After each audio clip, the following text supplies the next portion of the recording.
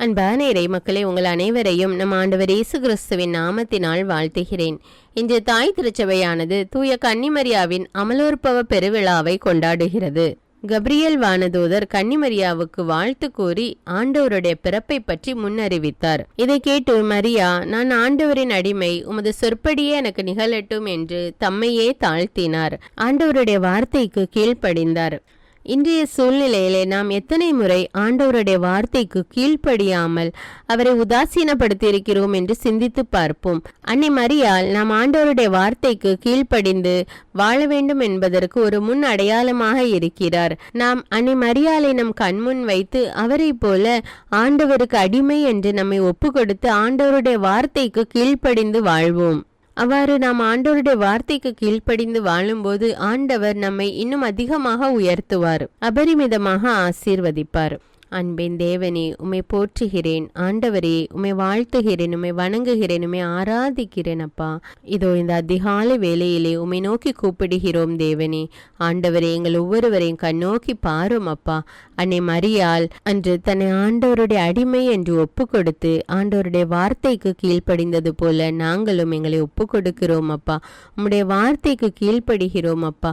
உம்முடைய வார்த்தையின்படி வாழ ஆசிக்கிறோம் அப்பா.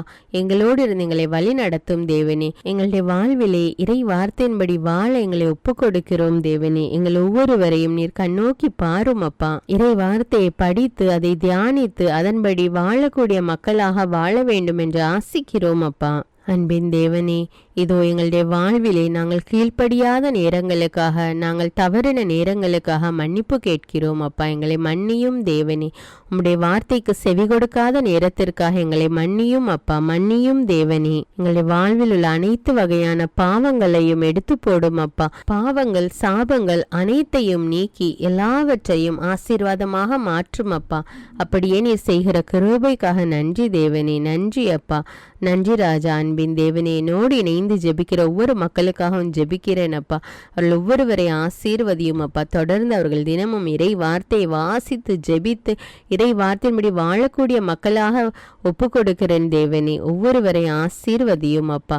ஒவ்வொருவரோடு இருந்து அவர்களை வழி நடத்தும் அப்பா. இயேசுவின் நாமத்தில் ஜெபிக்கிறேன், ஆமீன். முதல் வாசகம் தொடக்க நூலிலிருந்து வாசகம். அதிகாரம் 3, இறைவார்த்தைகள் 9 முதல் 15 மற்றும் 20. ஆண்டவராகிய கடவுள் மனிதனை கூப்பிட்டு, நீ எங்கே இருக்கின்றாய் என்று கேட்டார். உம் குரலொலியை நான் தோட்டத்தில் கேட்டேன், ஆனால் எனக்கு அச்சமாயிருந்தது, ஏனெனில் நான் ஆடையின்றி இருந்தேன், எனவே நான் ஒளிந்து கொண்டேன் என்றான் மனிதன்.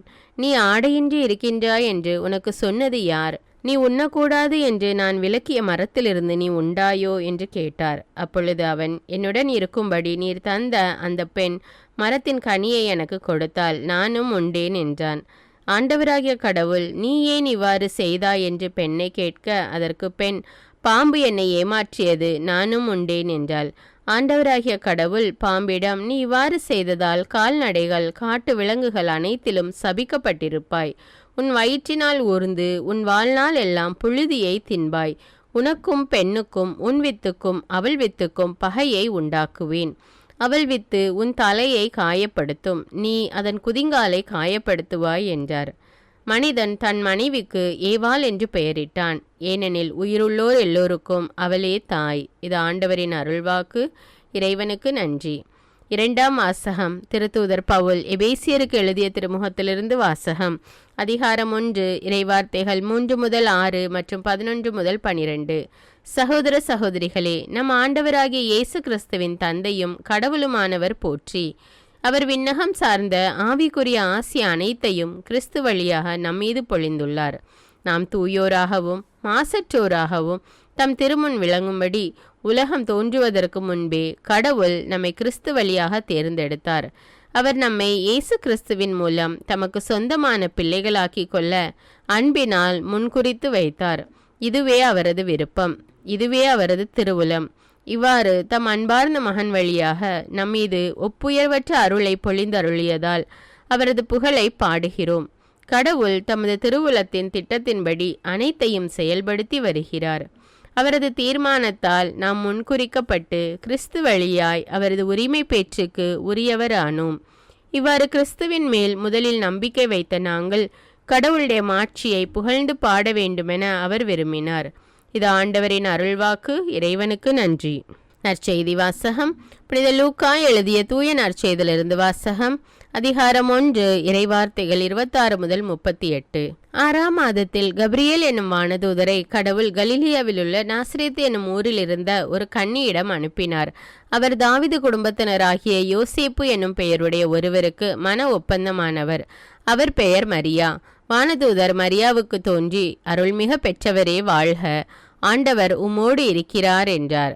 இவ்வார்த்தைகளை கேட்டு அவர் கலங்கி, இந்த வாழ்த்து எத்தகையதோ என்று எண்ணிக்கொண்டிருந்தார். வானதூதர் அவரை பார்த்து, மரியா, அஞ்ச வேண்டாம், கடவுளின் அருளை கண்டடைந்துள்ளீர். இதோ கருவுற்று ஒரு மகனை பெறுவீர். அவருக்கு இயேசு என்று பெயரிடுவீர். அவர் பெரியவராயிருப்பார், உன்னத கடவுளின் மகன் எனப்படுவார். அவருடைய தந்தை தாவீதின் அரியணையை ஆண்டவராகிய கடவுள் அவருக்கு அளிப்பார். அவர் யாக்கோபின் குடும்பத்தின் மீது என்றென்றும் ஆட்சி செலுத்துவார். அவருடைய ஆட்சிக்கு முடிவே இராது என்றார். அதற்கு மரியா வானதூதரிடம், இது எப்படி நிகழும்? நான் கன்னி ஆயிற்றே என்றார். வானதூதர் அவரிடம், தூய ஆவி உம்மீது வரும், உன்னத கடவுளின் வல்லமை உம்மேல் நிழலிடும். ஆதலால் உம்மிடம் பிறக்கப் போகும் குழந்தை தூயது. அக்குழந்தை இறைமகன் எனப்படும்.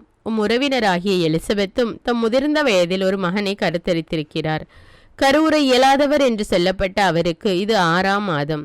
ஏனெனில் கடவுளால் இயலாதது ஒன்றுமில்லை என்றார். பின்னர் மரியா, நான் ஆண்டவரின் அடிமை, சொற்படியே எனக்கு நிகழட்டும் என்றார். அப்பொழுது வானதூதர் அவரை விட்டு அகன்றார். இது கிறிஸ்துவின் நற்செய்தி. கிறிஸ்துவே உமக்கு புகழ்.